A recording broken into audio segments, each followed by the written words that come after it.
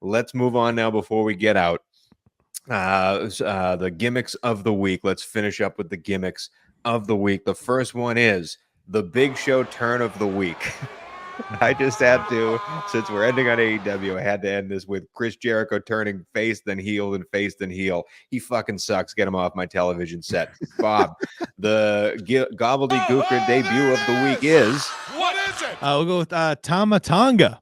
Ooh. We'll go from SmackDown. Tama Tonga from SmackDown. He arrived on SmackDown. He's the newest member of the Bloodline. Solo Sikoa kicked out Jimmy Uso. Interesting to see where that goes, but the Bloodline's changing now that Roman Reigns isn't champion, and Tama Tonga is now a part of the group. And shout out to Sheamus. He didn't quite make it. Tama Tonga took his spot. The social media superstar of the week.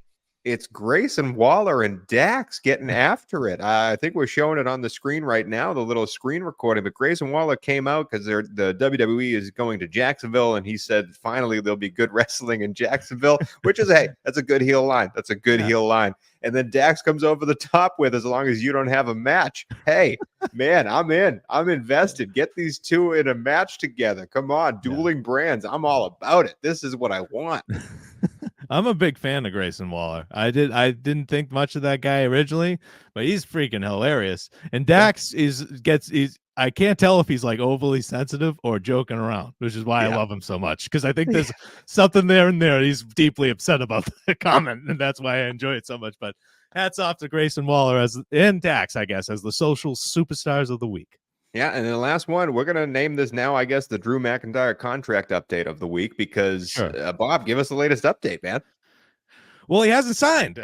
He hasn't signed. His contract has 4 to 5 weeks left, which I do not understand why they're waiting this long. But they're advertising him for Clash at the Castle in Scotland in June, so he's going to sign. But you just have to report the news. He hasn't signed, so AEW still has a chance. If I'm Tony Khan, I'm saying like $100 million a year. Please come here.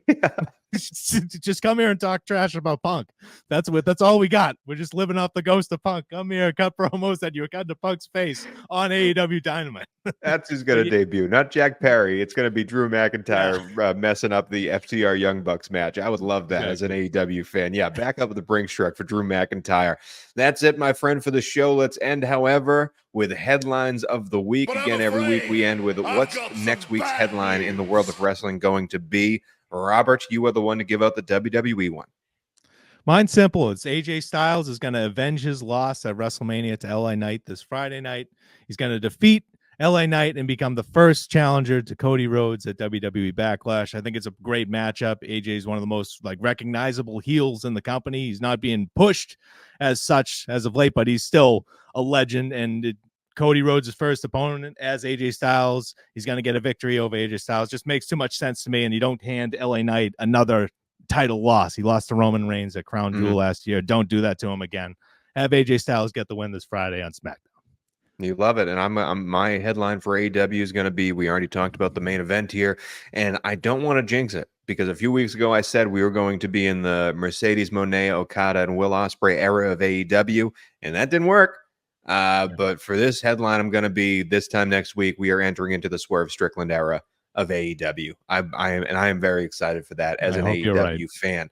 But that's it for the show. And as always, we end with checking in for this week in Ryback.